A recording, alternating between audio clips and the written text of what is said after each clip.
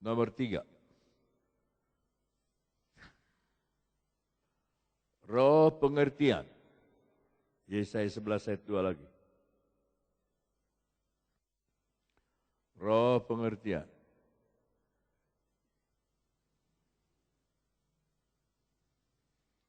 Titik 2. Gereja yang mati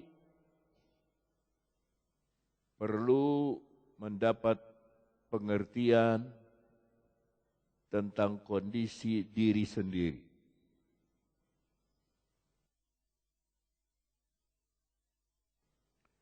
Yang ketiga, roh nasihat. Titik 2. Gereja yang mati, maksudnya Sardis, gereja yang mati atau pribadi yang mati, jemaat, perlu memperhatikan nasihat Allah.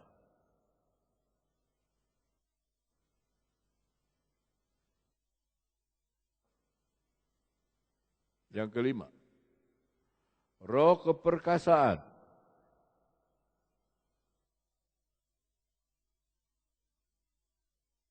Gereja yang mati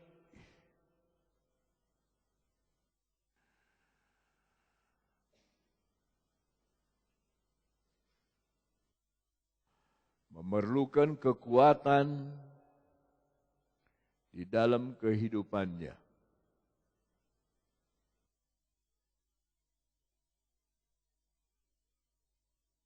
Yang keenam, dalam bahasa Indonesia roh pengenalan, dalam bahasa Inggris roh pengetahuan.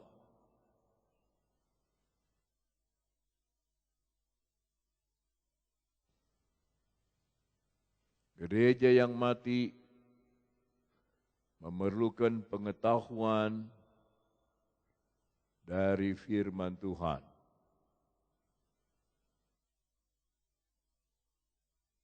Dan yang ketujuh, roh takut akan Tuhan.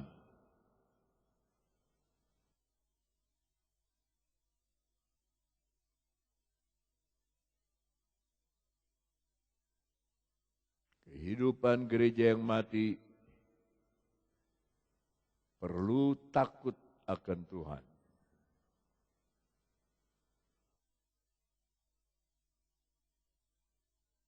Jadi saudara lihat ke depan, gereja Sardis bisa mati secara jemaat, bisa mati secara pribadi anggotanya. Bisa dipakai dalam dua keadaan. Bisa saja gereja itu mati, tapi tidak semua mati.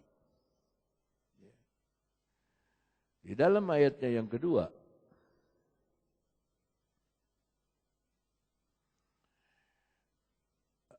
ayat 1, aku tahu segala pekerjaanmu, engkau dikatakan hidup, padahal engkau mati. Orang menyebutnya hidup, tapi sebetulnya mati. Ini baru ada kegemparan di kota Semarang. Orang pendeta yang suka lihat Elia, lihat Yesus, ngomong sama malaikat, meninggal umur 54, dan jemaat tidak percaya. Jadi selama berapa jam berdoa dalam bahasa roh bahwa Tuhan akan bangkitkan pendetanya itu. Jadi dia punya radio amatir, gereja ini kaya sekali. Ada rumah sakit, ada universitas. Kalau pendetanya mau khotbah masuk, katanya ditandu masuk. Mula-mula tabut perjanjian, terus dia ditandu. Ya. Karena tidak bisa terima pendetanya mati, terus bahasa roh terus. Ada yang lihat hatinya ditusuk trisula, lehernya dilihat penglihatan. Akhirnya di peti matinya tangannya nggak bisa rapat, tangannya begini. Saya sudah bilang, sangat bahaya. Kalau orang sudah ditandu-tandu itu, aduh, saya bilang ngeri. Bahaya. Hari ini dia dikubur. Ya, dia bilang, sudahlah. Ini pelajaran bagi siswa-siswi yang dipuji hanya Tuhan. Yang dipuji hanya Tuhan. Kita tidak ada arti apa-apa. Tanpa Tuhan kita tidak bisa bikin apa-apa.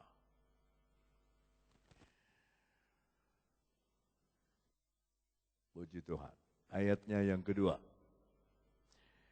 Bangunlah dan kuatkanlah apa yang masih tinggal, yang sudah hampir mati. Jadi tidak semua mati total. Ada yang hampir mati, masih ada hidup,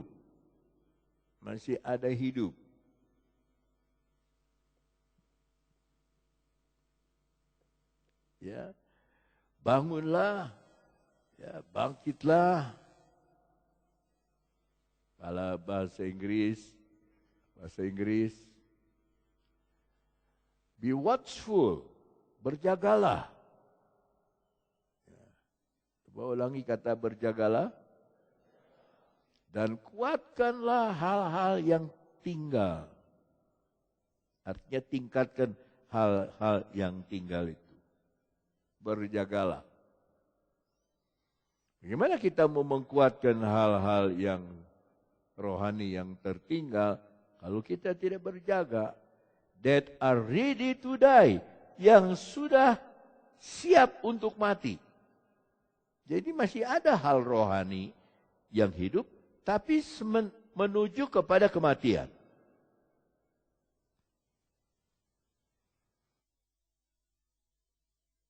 For I have not found thy works perfect before God. Karena aku tidak pernah melihat satu pun pekerjaan yang sempurna di hadapan Allah. Kembali bahasa Indonesia. Bangunlah dan kuatkan apa yang masih tinggal, yang sudah hampir mati, menuju kematian. Sebab tidak satu pun dari pekerjaanmu aku dapati sempurna di hadapan Allahku. Aduh, kalau kita sudah kerja buat Tuhan, kerja ini, kerja itu, Tuhan bilang enggak ada yang aku terima. Enggak sempurna semua. Kita sudah sekolah Alkitab, sekolah tinggi teologi, ya, salah satu guru besar STT juga meninggal di Jogja, Kris Marantika. Dan dia berkata juga, aduh, tidak ada yang sempurna di hadapan Allahku. Yesus bilang, tidak ada yang sempurna. Pekerjaanmu baik, tapi tidak sempurna.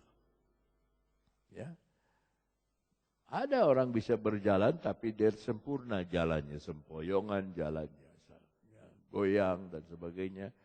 Tidak ada yang sempurna pekerjaan kita. Ya, sudah sapu, sudah selesai. Ya, pekerja saya menyapu tiap pagi, menyapu di rumah, tapi tidak sempurna. Masih banyak kotoran, masih banyak debu, masih banyak ini. Bagaimana ini pekerjaan? Ya, lalu membersihkan gereja saja tidak sempurna, membersihkan pintu saja tidak sempurna. Bagaimana kita membersihkan kerohanian kita, berusaha hal-hal yang rohani untuk sempurna, yang dinilai oleh Tuhan, bukan dinilai oleh manusia. Saudara bisa nilai saya, mungkin saya sukses. Tapi kalau Tuhan bilang, kamu belum sukses, kamu tidak sempurna, mau apa? Sardis, aku lihat tidak ada satu pekerjaan yang sempurna. Yang aku temukan lumayanlah, enggak ada. Nah, datanglah ayat ketiga. Karena itu ingatlah bagaimana engkau telah menerima dan mendengarnya. Saya mau sedikit lama di sini, sebab ini termasuk jemaat juga. Ulangi kata itu, 2, 3. Karena itu, bagaimana engkau telah menerima dan mendengarnya. Ternyata firman Allah itu diterima dulu. baru didengar. Mari saya berikan ilustrasi kepada saudara. Sederhana saja.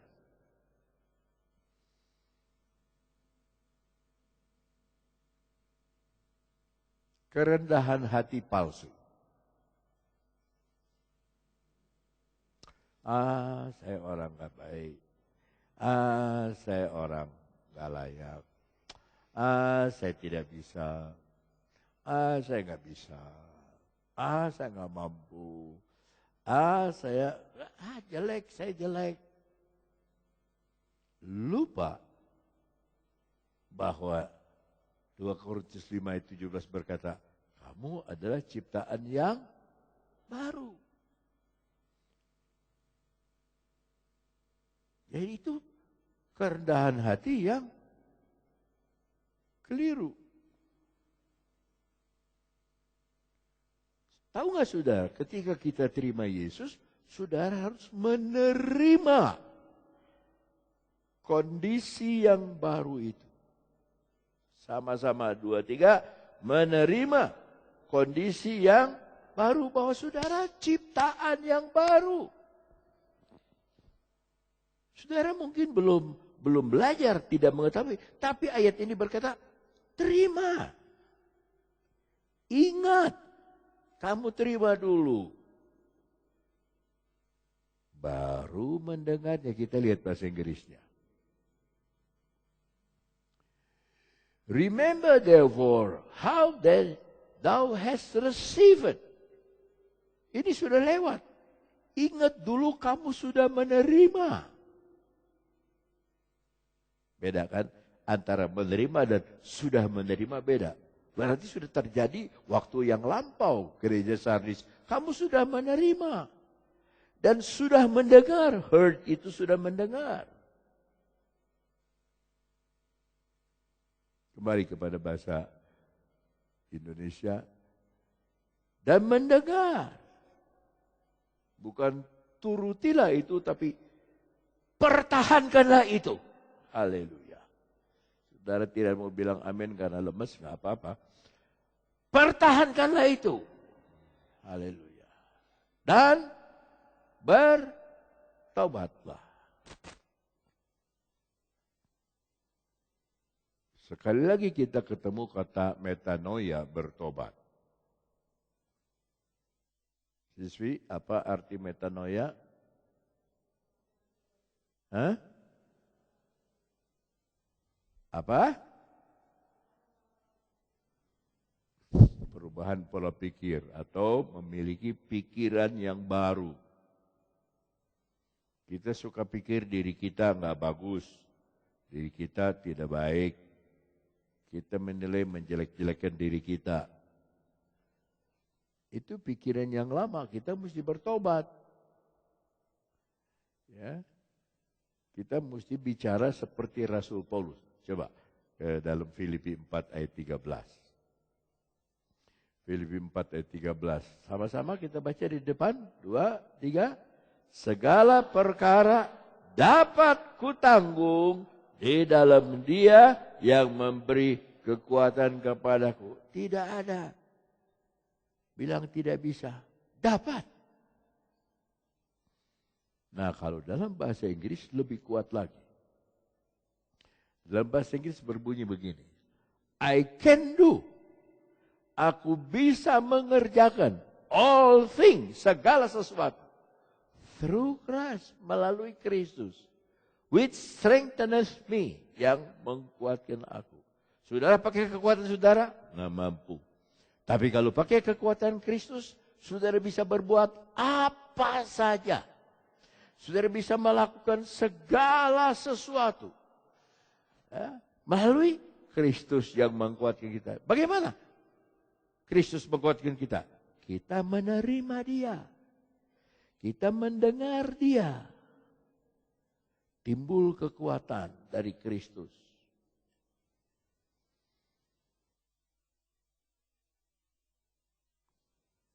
Saya juga pikir nih murid saya angkatan 9 ini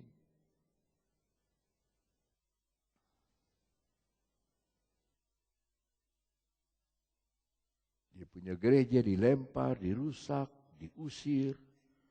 Kebaktian di tenda, di pinggir laut. Tapi punya 14 jemaat. Saya kalau suruh menggembalakan 14 jemaat, nggak mampu kayaknya tuh. Tapi dia bilang, I can do all things. Masih muda dia. Dan saya bilang, ayo ke Cianjur. Kamu hari Minggu ke Cianjur. Enggak, nanti Juni aja Om. Wah, kalau udah berhasil, nawar Juni aja. Jadi kita mesti siapkan karpet merah.